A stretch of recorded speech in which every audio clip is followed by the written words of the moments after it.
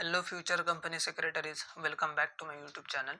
आज के लेक्चर में हम आपके SBI डबल एल सब्जेक्ट का चैप्टर नंबर 2 रिवाइज करेंगे, दैट इज कॉर्पोरेट एंटिटीज। एक बार हम इस चैप्टर का ओवरव्यू देख लेते हैं और उसके बाद हम डिटेल में वन बाय वन टॉपिक को रिवाइज करेंगे। Chapter overview. आपको मेनली इस चैप्टर में दो टॉपिक्स पढ़ने हैं, एक तो टाइप्स ऑफ कंपनीज एंड दूसरा इनकॉर्पोरेशन डॉक्यूमेंट्स। अभी हम इस चैप्टर का इंट्रोडक्शन पार्ट देख लेते हैं एक बार। हमारा सबसे पहला जो रिवीजन का टॉपिक है आज के लेक्चर का, वो है कि कंपनी का जो वर्ड है वो कंपनी वर्ड का ओरिजिन क्या है। कंपनी वर्ड एक लैटिन वर्ड है, कम जिसका मतलब होता है टुगेदर, और पनीज जिसका मतलब होता है bread. A group of persons who took there meals together. पहले के जमाने में लोग एक साथ आकर जो खाना खाते थे उसको बोलते थे हम कंपनी, और आज के जमाने में कंपनी एक फॉर्म ऑफ बिजनेस ऑर्गेनाइजेशन है। नेक्स्ट पॉइंट, आपके मॉड्यूल में एक केस लॉ दिया है, state trading corporation of India versus CTO, जिस केस में सुप्रीम कोर्ट में डिसाइड किया था कि कंपनी को कोई भी सिटीजनशिप का स्टेटस नहीं मिलेगा। Supreme court of India has held that in case of state trading corporation of India versus CTO that company cannot have the status of citizen under the constitution of India। ये बहुत important case law है, इसको आप star mark करके रख लीजिएगा। अभी हम देखेंगे कैरेक्टरिस्टिक्स ऑफ अ कंपनी। सबसे पहला जो कैरेक्टरिस्टिक है, कॉर्पोरेट पर्सनैलिटी। आपको पता है कंपनी लॉ के अंडर फॉर्म होती है, कंपनी अलग है और कंपनी को बनाने वाले अलग है। Then next point, perpetual succession. Members में कम और मेंबर्स में go, but company will run forever. Company का इनकॉर्पोरेशन भी लॉ के अंडर हुआ और कंपनी बंद भी लॉ के अंडर ही होगी। मेंबर्स आए या जाए उससे कंपनी को कोई भी फर्क नहीं पड़ता। Then next point, separate property. Company की प्रॉपर्टी अलग है, मेंबर्स की अलग है, क्योंकि कंपनी एक सेपरेट लीगल एंटिटी है। Next point, transferability of shares. आपको पता है कि प्राइवेट कंपनी के जो शेयर्स होते हैं उसके ट्रांसफर करने में कुछ रिस्ट्रिक्शंस होते हैं। आपको पहले बोर्ड ऑफ डायरेक्टर्स का अप्रूवल लेना पड़ता है और उसके बाद ही आप अपने शेयर्स ट्रांसफर कर सकते हो। बट पब्लिक कंपनी के केस में ऐसा नहीं होता, पब्लिक कंपनी के जो शेयर्स है वो फ्रीली ट्रांसफरेबल होते हैं। नेक्स्ट पॉइंट, कैपेसिटी टू स्यू और बी स्यूड। कंपनी खुद के नाम पे दूसरों पे केस कर सकती है और दूसरे लोग भी कंपनी के नाम पे केस कर सकते हैं। अभी हम पढ़ेंगे डिफरेंट टाइप्स ऑफ कंपनीज जो कि कंपनीज एक्ट के अंडर रजिस्टर हो सकते हैं। सबसे पहले पब्लिक कंपनी। पब्लिक कंपनी के केस में आपको मिनिमम 7 मेंबर्स चाहिए और मिनिमम 3 डायरेक्टर्स चाहिए। प्राइवेट कंपनी के केस में आपको मिनिमम 2 मेंबर्स चाहिए और मिनिमम 2 डायरेक्टर्स चाहिए। और 1 पर्सन कंपनी के केस में आपको मिनिमम 1 मेंबर चाहिए और 1 तो डायरेक्टर चाहिए। Section 3 of the Companies Act 2013, read with the Companies Incorporation Rules 2014, states that a company may be formed for any lawful purpose। आप कंपनी फॉर्म कर सकते हो कोई भी लॉफुल बिजनेस करने के लिए, बाय 7 और more persons where company to be formed is a public company. मतलब पब्लिक कंपनी के केस में मिनिमम 7 लोग तो चाहिए कंपनी इनकॉर्पोरेट करने के लिए। 2 और more persons where the company to be formed is a private company. आपको अगर प्राइवेट कंपनी स्टार्ट करनी है तो उस केस में आपको 2 या 2 से ज्यादा मेंबर्स तो चाहिए। और 1 person where the company is to be formed is 1 person company by subscribing their names और his name to the memorandum of association. Then next point, a company formed under subsection 1 may be either a company limited by shares or a company limited by guarantee or an unlimited company। हमने जो ऊपर different forms of companies देखे, private हो या public हो या तो 1 person company हो, वो कंपनी आपको एक तो कंपनी लिमिटेड बाय शेयर्स बना सकते हो, या तो कंपनी लिमिटेड बाय गारंटी बना सकते हो, या तो अनलिमिटेड लाइबिलिटी कंपनी बना सकते हो। अभी हमें इस चार्ट में कंपनीज का बाइफर्केशन दिया है, statutory company, then registered company, unregistered company. Company limited by shares, company limited by guarantee and unlimited company. अभी हम वन बाय वन इसको डिटेल में डिस्कस करेंगे। Classification of companies on the basis of incorporation. Mainly दो type होते हैं company के incorporation के बेसिस पे, स्टैट्यूटरी कंपनीज और रजिस्टर्ड कंपनीज। स्टैट्यूटरी कंपनीज का मतलब होता है which are constituted by special act of parliament और स्टेट लेजिस्लेचर। एग्जाम्पल दिया है आपको, आरबीआई हो या life insurance corporation of India हो। Then next point, registered companies मतलब जो कि कंपनीज एक्ट के अंडर इनकॉर्पोरेट हुए और जिसने आरओसी के साथ रजिस्ट्रेशन लिया हुआ है। Classification on the basis of liability. अभी हम कंपनी के टाइप्स देखेंगे on the basis of liability. एक unlimited liability companies, the liability of members of this type of companies unlimited. जो कंपनी के मेंबर्स है उनकी लाइबिलिटी अनलिमिटेड होती है।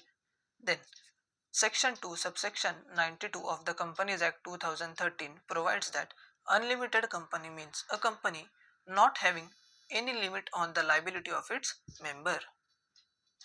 Such companies may or may not have share capital. Unlimited company के जो members है उनकी लाइबिलिटी अनलिमिटेड होती है। The next point, company limited by guarantee. Section 2, Clause 21 of Companies Act 2013 provides that a company that has the liability of its members limited to such amount as the members may undertake respectively by the memorandum of association to contribute to the assets of the company in the event of its being wound up is known as company limited by guarantee. Company के जो members है वो अपनी guarantee की amount memorandum of association में mention करते हैं कि अगर in case company winding up हो जाता है तो उस केस में हम इतनी इतनी अमाउंट कंट्रीब्यूट करेंगे। Then next point, company limited by shares. In this type of company, the liability of its members is limited by the liability clause in the memorandum of association to the amount, if any, unpaid on the shares respectively held by them. Company limited by shares में members की liability limited होती है to the extent of unpaid amount on shares. For example, mister A ने Reliance industries limited के total 10 shares purchase किए थे और उसकी जो वैल्यू थी वो थी 10 रुपए। मतलब मिस्टर ए को टोटल कंपनी को 100 रुपए देने थे। उस 10 रुपए में से कंपनी ने ऑलरेडी 5 रुपए कॉल किए, मतलब मिस्टर ए ने 5 रुपए ऑलरेडी कंपनी को पे किए। तो अभी मिस्टर ए सिर्फ 5 रुपए पर शेयर कंपनी को देने के लिए लायबल है। Then next topic, other forms of companies. सबसे पहला उसमें सेक्शन 8 कंपनी। आपको पता है कि सेक्शन 8 कंपनी का मेन जो ऑब्जेक्टिव होता है वो सोशल सर्विस प्रोवाइड करना होता है। एनी पर्सन और an association of persons proposed to be registered under this act as a limited company and are able to prove to the satisfaction of the central government that company has in its objects the promotion of commerce, arts, science, sports, education, research, social welfare, religion, charity, protection of environment or any such other object, intends to apply its profits if any or other income in promoting its objects and intends to prohibit the payment of dividend to its members. Section 8 company बनाने के लिए आपको सबसे पहले companies act के under as a limited company registered होना पड़ेगा। उसके बाद सेंट्रल गवर्नमेंट का आपको अप्रूवल लगेगा। आपको उनको दिखाना पड़ेगा कि आपका जो इंटेंशन है वो आपको art, science, commerce, sports, education इसको प्रमोट करना है। देन आप जो प्रॉफिट्स कमाओगे वो सिर्फ आप आपके ऑब्जेक्ट्स प्रमोट करने में यूज करोगे। आप अपने मेंबर्स को कोई भी डिविडेंड पे नहीं कर सकते। ये मेनली 3 कंडीशन है सेक्शन 8 कंपनी बनाने के लिए। Next point, foreign company. As पर section 2 clause 42 of the Companies Act 2013, the foreign company means any company or body corporate incorporated outside India. Foreign company का मतलब होता है ऐसी कोई भी कंपनी या तो बॉडी कॉर्पोरेट जो आउटसाइड इंडिया इनकॉर्पोरेट हुई बट जिसका इंडिया में प्लेस ऑफ बिजनेस है।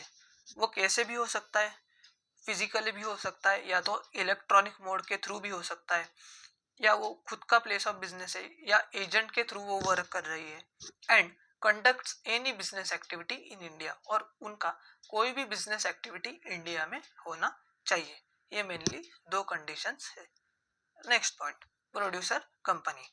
Producer company means a body corporate having objects or activities specified in section 378B and registered as an producer company under this act or under Companies Act 1956। Producer company का इतना explanation नहीं provide किया है companies act में। उन्होंने सिर्फ बोला है कि प्रोड्यूसर कंपनी मतलब क्या, कि ऐसी कंपनी कि जिसके जो ऑब्जेक्ट्स है वो सेक्शन 378 बी के अनुसार और जो रजिस्टर्ड है as a producer company companies act 2013 के अंडर या तो कंपनीज एक्ट 1956 के अंडर। Then Nidhi company.